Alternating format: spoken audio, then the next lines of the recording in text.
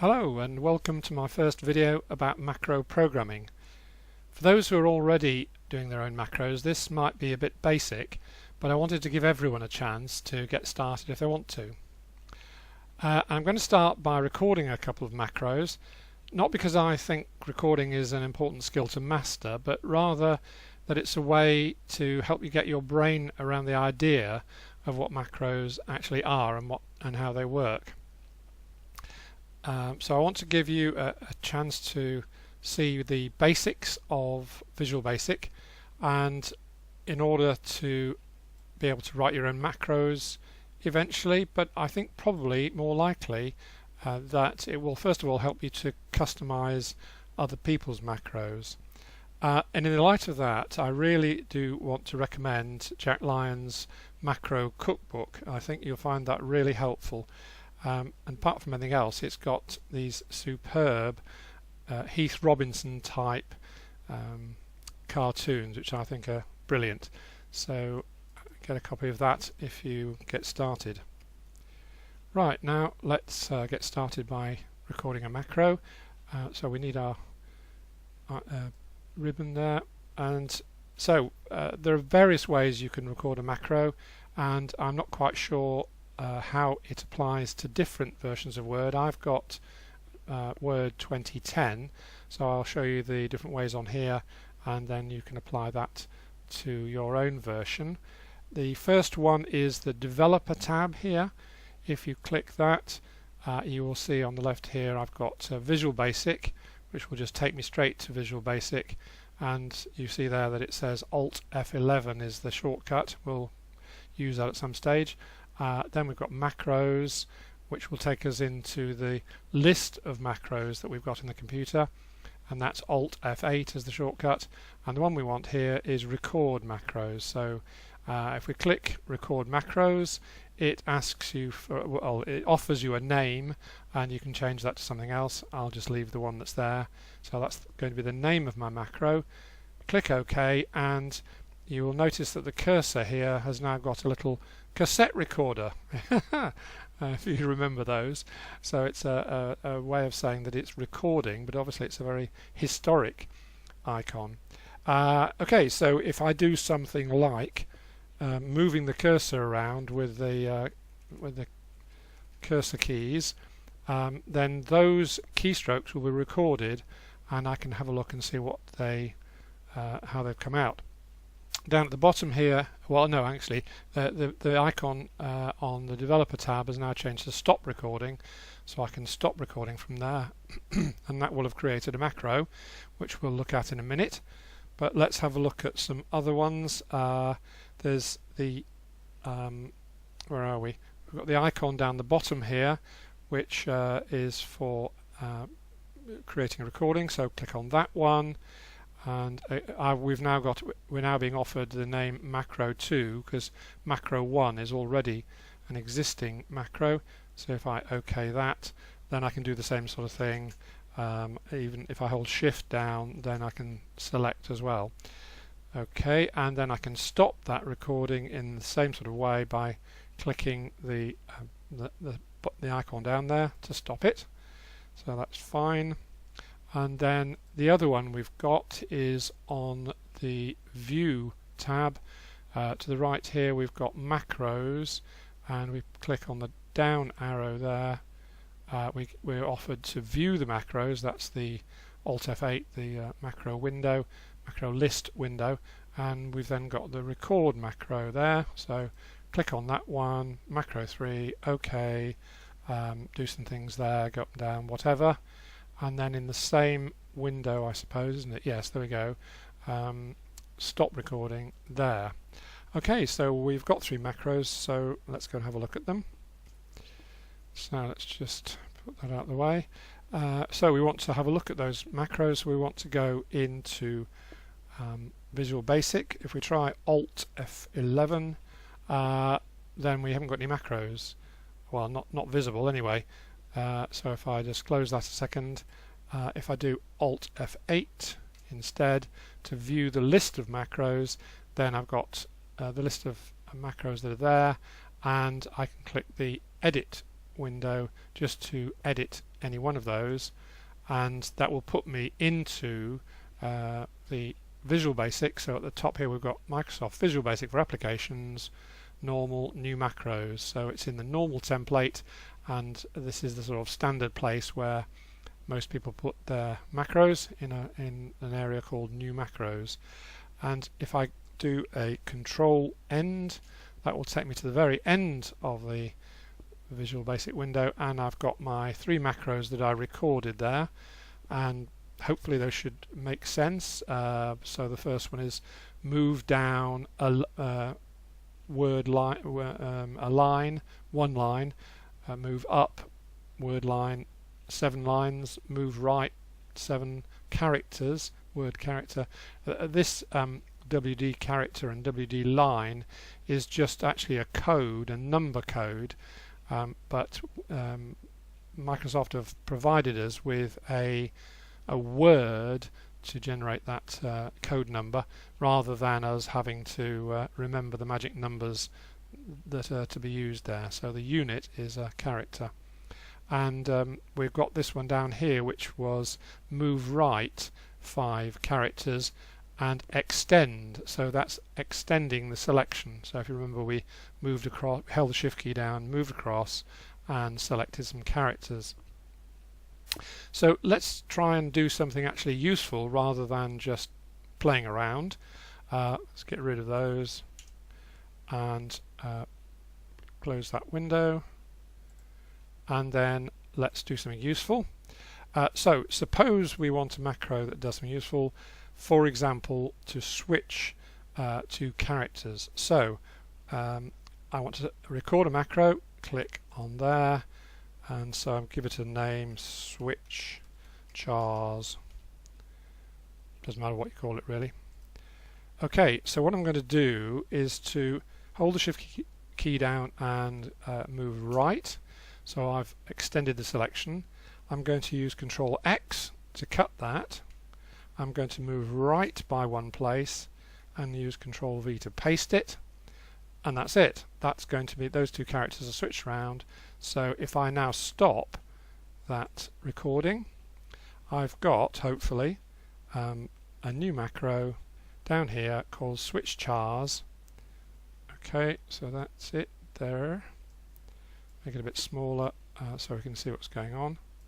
Okay, so what I can now do, if I want to, I can say if I want those 2 characters switched round, I can run a macro. How do I run a macro? Well, one way is with Alt F8, and the macro we can do it by name. So it was a SW. Where's switch chars? There it is. So run that macro, and it switches those 2 characters over. So if we go back to it and have a look at it, you can see the sorts of things it's doing. So it's moving right by 1 character, extending the selection, cutting it, moving left by 1 character, and then pasting it in. Now the other thing we can do, which is quite useful if we're trying to work out what's going on, we can actually step through a macro. So if I go, it doesn't matter where I put the cursor really, let's put it somewhere over here. Let's have a look. So in the well, I can just do it from the Visual Basic window. I can run this macro. So the cursor is at the moment in the switch chars macro. So if I go to the run icon, I can just run it. Presume that's the first one. Yes, that's right. F5. So I can run it from there, or I can just press, which I tend to do, F5, and it switched the 2 characters. Okay, so if I run it again, I can run it by clicking this character, this icon here, which is the run icon. So you've got the run. You can run it off the menu, or you can run it off the keystroke F5, or you can run it off this icon. Then it switched those 2 characters back again. So you can run a macro from within Visual Basic. Now, as I was suggesting, the other thing you can do is to step through the the macro item at a time. So let's do it with the MA here, because it's a bigger character to play with. So now stepping through a macro is part of what we call debugging. We're trying to, when you're trying to find problems in a macro, you use debugging, and so the debug item there will give you various things you can do. We won't look at all of them at the moment, but we'll come back to some of them later. But we can use the first one, which is step into, which is also the keystroke F8. So if I click that, now then, what we've got here is that Visual Basic is saying, right, I am starting to run the macro called switch chars. And so if I press F8 again, it will move to the next or rather the first instruction, and that was to extend the selection. So if I press F8 again, then you can see it's selected the A. Then I can press F8 again, it will cut it. I can press F8 again, moves left. You can't see it that it's moved left because the cursor is not visible. You can actually go across to there if you're careful and don't start clicking in the window. You can see now that the cursor is there. So let's go back again to the VBA window and press F8 again, and there it has actually done that. It's on the last item, which is just the end of the macro. Press it again and it comes out, and the macro is stopped. So we've stepped through a macro, and that's a useful thing to be able to do. Right, I'll just do one more thing before we finish. Let's go back. Let's just put some of these back using my own keystroke to put those back. Okay, so let's record something else. Let us, how to record? We click on this, and doesn't matter what it's called. I'll leave it as macro 1. So I'm going to do a find and replace, because on any of the websites where they tell you how to record a macro, doing a find and replace is a good thing to record, and then they put them all together and say, look, you can do lots of global find and replaces by putting together all these different macro items. But of course you know and I know that Fredit will do that much more easily. So this isn't actually going to be something that's useful in a sense, but it will hopefully show you some of the techniques that we can use later on. Okay, so we are recording. So we want to, what do we want to do? Yes, I want to do a find and replace, a global find and replace. So I'm going to pull up the find and replace window, and I'm going to change the word macro into the word program, and just for fun I'm going to make the word program bold, so I can do Control B, and you can see there it's telling me that the font is going to be bold. So if I click replace all, there we go, it tells me it's replaced 62 times. That's because this file is the text of my macro book. Right, so it's made the changes, and if I now stop the recording, we can go and have a look at the macro it's produced. Here we go. Now this does look rather odd, and I don't really know quite why Microsoft do this, but anyway, let me try and explain.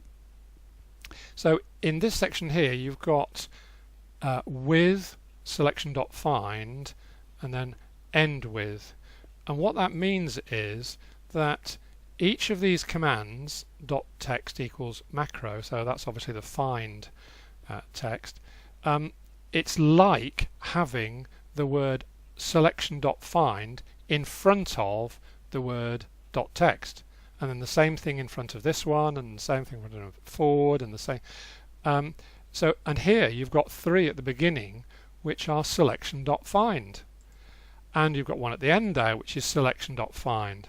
Well, why didn't Microsoft put those into this with end with section? And the answer is, I have no idea. Just again, to illustrate principles, let's tidy it up. Yes, I will show you one thing, and that is the indenting that you've got there. If you select some text and click on Tab, then the indexing increases. So this is quite useful when you're wanting to show the structure of a program. So the with end with is clearly a section of text that is of significance. It's all it's all part of that same thing. And if we start using for next loops and if then else statements, then indenting is going to be useful to us. So Tab increases the indent, and Shift Tab reduces it.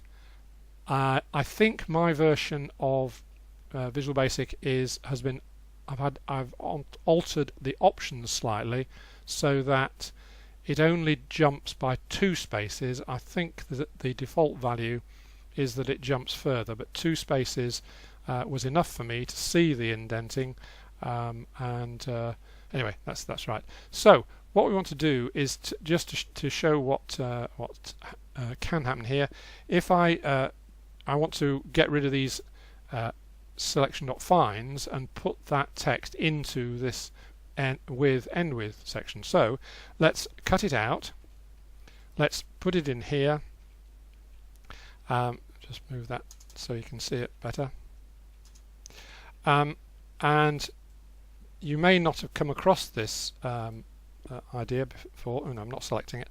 Right, I want to get rid of the selection find. So actually, if I hold the Alt key down and then I drag select across here, I can select those and use and just press delete or backspace to get rid of those.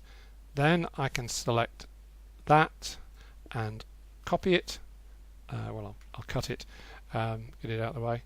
Go back to here, and if I go into here, paste it in there, and it needs a space. So just select those and click Tab to bring them into line with the others.